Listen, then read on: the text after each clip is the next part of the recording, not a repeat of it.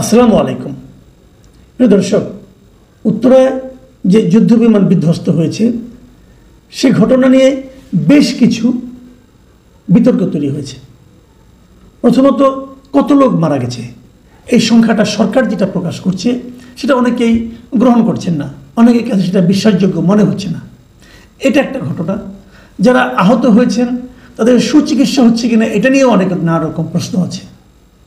আর বিপরীত দিকে এই ঘটনার পর একটা শিক্ষা প্রতিষ্ঠানে এত বড় একটা দুর্ঘটনার পর বলা হচ্ছিল যে সারা দেশে যে চলমান এইচএসসি পরীক্ষা আছে সেই পরীক্ষাটার পরবর্তী পরীক্ষাগুলো স্থগিত করা হবে। সেই স্থগিতটা করতে করতে সোমবার দিন ঘটনা ঘটেছে। সোমবার দিন দুপুরে, সোমবার বিকেলের মধ্যে হতে পারত। সোমবার বিকেলের মধ্যে জাতীয় শোক ঘোষণা করা হয়েছে পরের দিনের জন্য, কিন্তু পরীক্ষা স্থগিত করা হয়নি।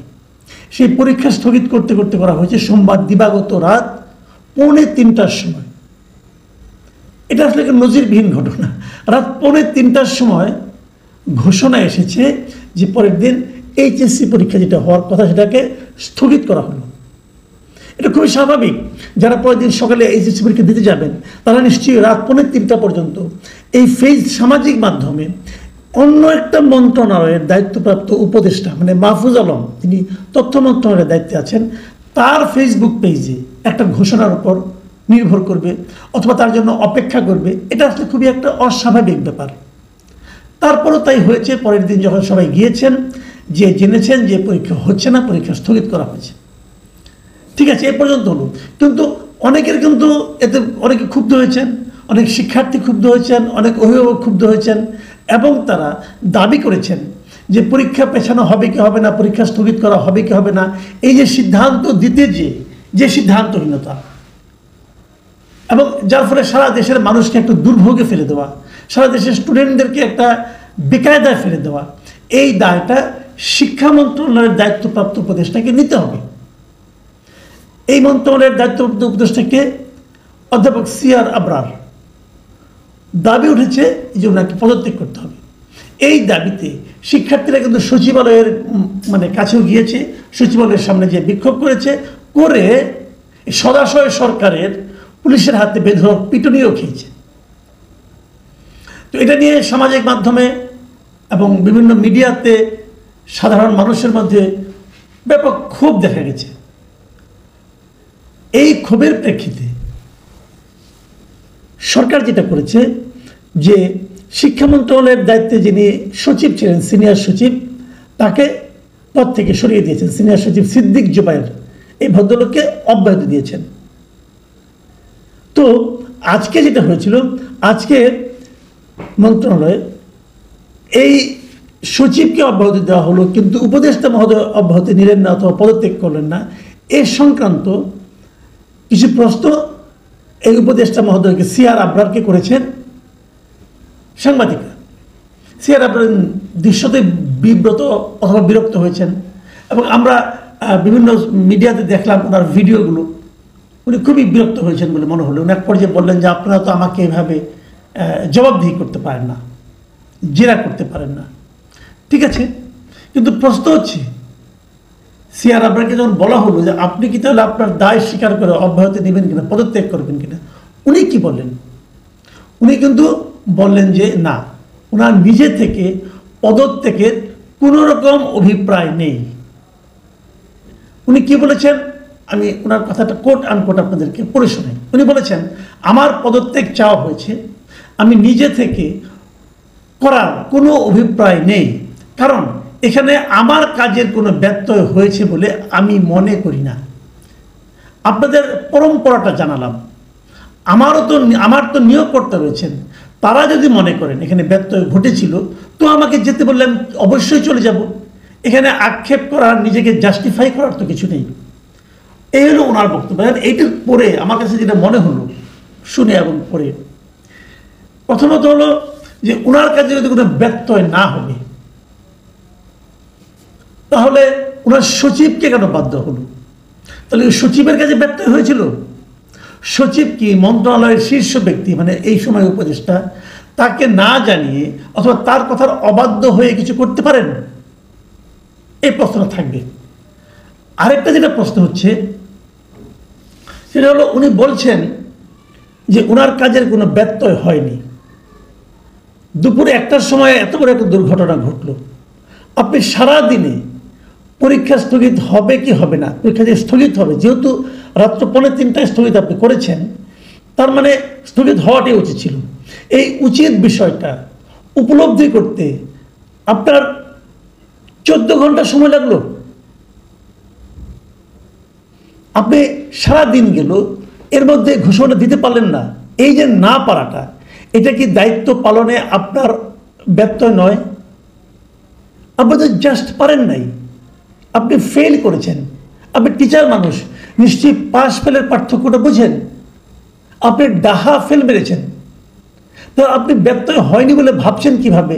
এই জিনিসটা আমার উপলব্ধিতে আসে না। আরেকটা কথা উনি বলেছেন যে আমি এমনি পদত্যাগ করব না, যদি আমার নিয়োগকর্তা তারা যদি আমাকে বলেন তাহলে পদত্যাগ করবো। লক্ষ্য করেন, আমারও তো নিয়োগকর্তা রয়েছেন, তারা যদি মনে করেন যে ওনার নিয়োগকর্তাকে, আমি তো মনে করতাম যে প্রধান উপদেষ্টা হলো ওনার নিয়োগকর্তা, এবং এরকমই নিয়ম যে প্রধান উপদেষ্টাই বলেন। মানে প্রধান উপদেষ্টা আসলে ডিফেক্টো প্রাইম মিনিস্টার।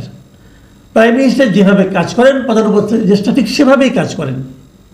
তাহলে মন্ত্রিসভায় কিন্তু নিয়োগ দেন প্রধানমন্ত্রী, মানে মানে প্রাথমিকভাবে নিয়োগ দেন। কারণ এটা তো আসলে আমি যদি আরো দূরবর্তী হিসাবে চিন্তা করি, নিয়োগ করতে আসছে জনগণ, এবং জবাবদিহিটা জনগণের কাছে। প্রাইম মিনিস্টার যেহেতু করেন, অতএব প্রধান উপদেষ্টাকেও করতে হয়, ওনার উপদেষ্টা মণ্ডলীকেও জনগণের কাছে জবাবদিহি করতে হয়।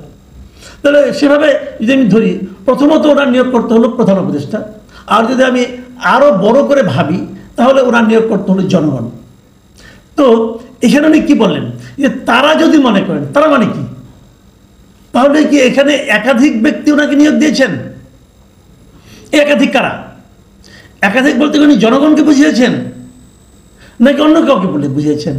অনেকে মনে করেন এই উপদেষ্টা মণ্ডলীতে 2জন ছাত্র উপদেষ্টা আছে, এবং বলা হয়ে থাকে এই 2জন নাকি খুবই পাওয়ারফুল।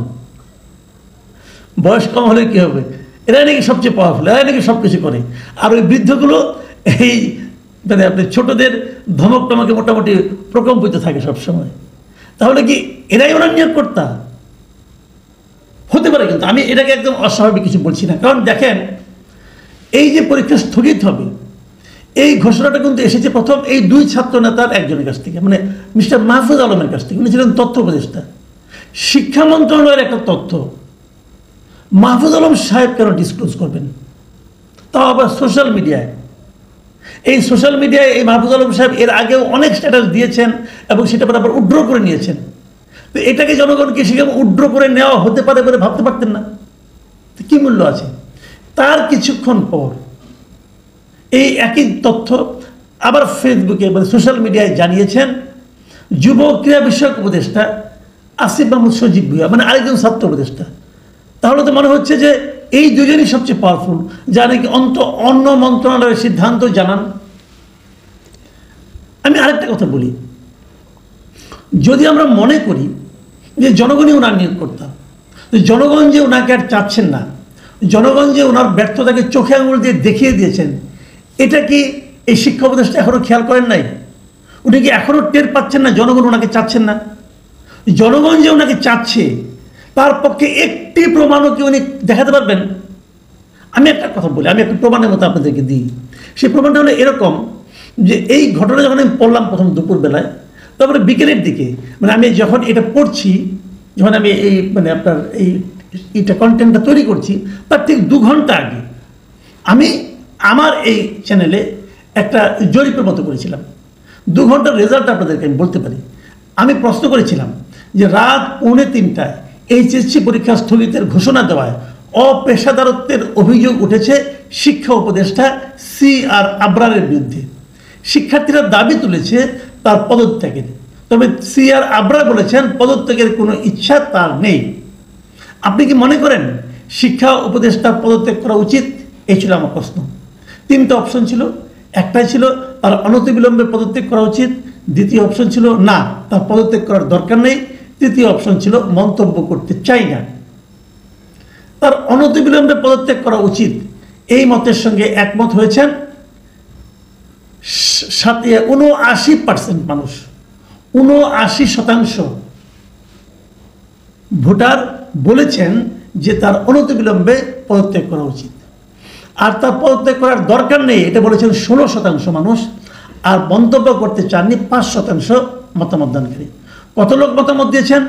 এই 2 ঘন্টায় মতামত দিয়েছেন 9200 জন লোক। এটা আরও চলতে থাকবে, যত সময় যাবে হয়তো আরও বাড়বে।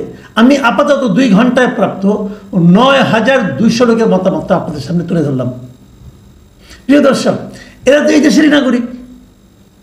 তো সিআর আবরার সাহেব কেন থাকতে চাচ্ছেন ক্ষমতা আঁকড়ে? উনি অনেক বড় অবস্থানে ছিলেন, ওনার সুনাম ছিল। এই বদনাম উনি কেন নিতে যাচ্ছেন? উনি তো প্রমাণ করেছেন উনি ফেল করেছেন। তো না পারার পর এরকম ব্যর্থতা নিয়েও গদি আঁকড়ে থাকার যে মানসিকতা, এই মানসিকতাকে আমরা কি বলবো? সিআর আবরার সাহেব, আপনাকে আমি দীর্ঘদিন ধরে চিনি এবং আপনাকে পছন্দই করি আসলে, কিন্তু এখন আর কি বলা যায় আপনাকে সেই শব্দটা মানে ঠোঁট পর্যন্ত এলেও আমি উচ্চারণ করতে চাচ্ছি না, আপনি বুঝে নেন। প্রিয় দর্শক, আপনারা ভালো থাকবেন। এখন এ পর্যন্তই। আল্লাহ হাফেজ।